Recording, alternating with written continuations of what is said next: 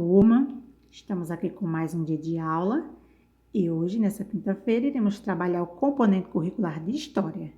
Então, vamos à dica? Organize todo o seu material, deixe à disposição e encontre um local adequado para seus estudos. Então, vamos lá.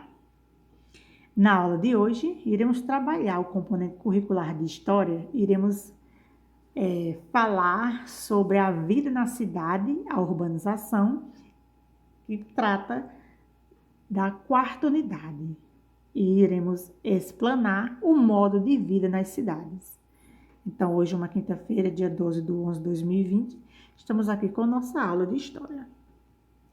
E o que vamos aprender hoje? Na aula de hoje, nós iremos conhecer algumas mudanças no modo de vida das pessoas, ocasionada pelo advento da urbanização e da energia elétrica, ou seja, quando a urbanização iniciou, o aumento das cidades e também com a chegada da energia elétrica, muitas mudanças aconteceram nas vidas das pessoas.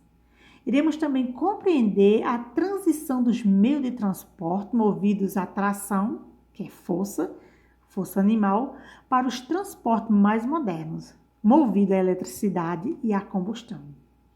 Também iremos relacionar a energia elétrica e a dinamização da comunicação, refletindo sobre o impacto do aparelho como o rádio, a televisão, no cotidiano da sociedade. Então, vamos lá.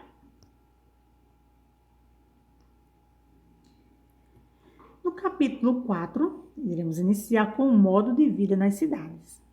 Então, há cerca de 160 anos, as moradias não recebiam energia elétrica. Imagine aí, sem energia. A iluminação era feita com velas, lampiões a gás e lamparina com querosene. Não sei se vocês já conhecem esses tipos esses objetos que fazem a iluminação antiga. Para conservar alimentos, era preciso usar técnicas como a secagem e a salga para as carnes e o preparo das caldas de açúcar para as frutas. Aí ao lado a gente percebe uma ilustração atual representando uma casa sem energia elétrica nos anos de 1900. Então, na cidade, as casas elas passaram a ser iluminadas com lâmpadas elétricas.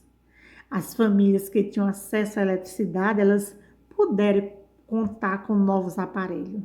Os eletrodomésticos, com o passar do tempo, esses aparelhos se tornaram mais populares e mais baratos. E atualmente, na maioria das moradias, é possível encontrar, por exemplo, uma geladeira para conservar os alimentos.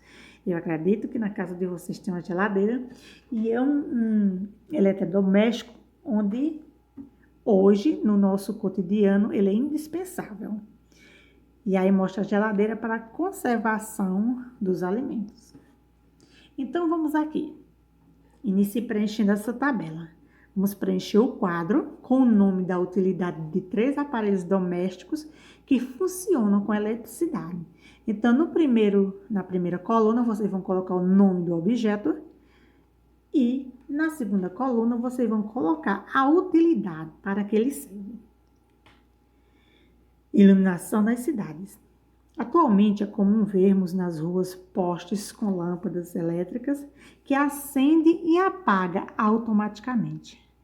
Mas há mais de 200 anos, as ruas das grandes cidades brasileiras, como Rio de Janeiro e São Paulo, elas recebiam uma fraca iluminação gerada por lampiões a óleo. Alguns anos depois, as ruas de algumas cidades começaram a ser iluminadas por lampiões a gás. E os postes com lâmpadas elétricas, eles começaram a ser instalados há cerca de 100 anos.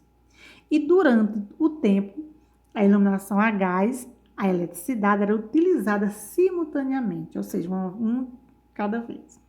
Até que as lâmpadas elétricas, elas predominaram, porque não exigiam um funcionário para acender e apagar cada uma delas todos os dias. Eram muitas lâmpadas espalhadas pela cidade e ficava difícil esse controle. Então, vamos aqui nessa questão 2. Vamos comparar as linhas do tempo que mostram cada tipo de iluminação pública. Foi instalada nas cidades do Recife e São Paulo. Depois, responda as questões abaixo. Então, observe bem direitinho e vamos responder. Na letra A. Em que cidade foram instalados os primeiros lampiões a óleo e a gás? Em que ano esses eventos ocorreram? E na letra B, qual foi a ordem da chegada dos tipos de iluminação das duas cidades? Transportes e comunicações. Antigamente, as pessoas elas dispunham de poucos recursos para se deslocar de um lugar a outro para levar cargas. A maioria fazia os percursos a pé ou no lombo de cavalos ou burros, levando todo tipo de objetos. Poucos podiam utilizar carroças ou charretes puxadas por animais, porque era caro manter os veículos e os animais. Ou seja, charrete, carroças naquela época eram meio de transporte muito caríssimos. Aí ao lado nós observamos a imagem, é o trânsito de carroças na rua de Camerino, no município do Rio de Janeiro, estado de Rio de Janeiro, nos anos de 1800. O transporte coletivo, aquele que muitas pessoas podem usar ao mesmo tempo, ele surgiu nas grandes cidades brasileiras há mais de 130 anos, com os bondes puxados por animais. Os primeiros ônibus começaram a circular em 1838 no Rio de Janeiro. Rio de Janeiro foi uma das primeiras cidades a ter esses meios de transporte mais sofisticado, também movidos a tração. E aí ao lado, aliás, aí abaixo nós percebemos um bonde puxado por animais. Isso acontece no município de Rio de Janeiro, estado também de Rio de Janeiro, no ano de 1910. E à medida que a tecnologia ela começou a se desenvolver, esses veículos de passageiros eles passaram a ser movidos por motores elétricos ou também por combustão. Então, para percorrer grandes distâncias além de veículos terrestres, como ônibus, carros e trem, muitas pessoas elas atualmente viajam de avião. E o transporte marítimo e fluvial também continua sendo muito importante nos dias de hoje. As mudanças não pararam de acontecer e os meios de transporte continuam a se transformar conforme as necessidades humanas e a inovação tecnológica. Então, responda essa questão 3. O que é transporte coletivo? Fácil, fácil. Com a energia elétrica, surgiram novas formas de se comunicar e de partilhar ideias com um grande número de pessoas. Ao longo dos anos de 1900, o rádio e a televisão eles passaram a transmitir todo tipo de conteúdo. A primeira transmissão de rádio no Brasil ela ocorreu em 1922. Por muitas décadas, o rádio foi o aparelho mais usado pelas pessoas para se divertir e saber notícias sobre o Brasil e o mundo. E aí abaixo nós temos o primeiro aparelho de televisão, que foi fabricado no ano de 1951. E a partir da década de 1950, o rádio ele começou a dividir espaço com a televisão. Nos primeiros anos da televisão, havia poucos aparelhos, porque eram muito caros.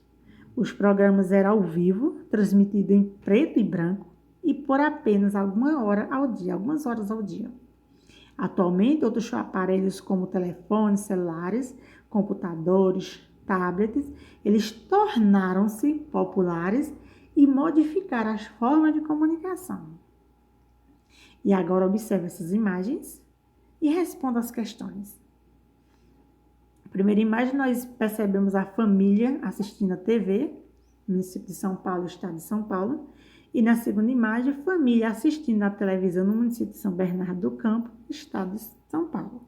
E a pergunta é, quais são as semelhanças e a diferença entre as duas fotografias? Então, observe bem direitinho e descubra estas diferenças e semelhanças. E nossa aula fica por aqui.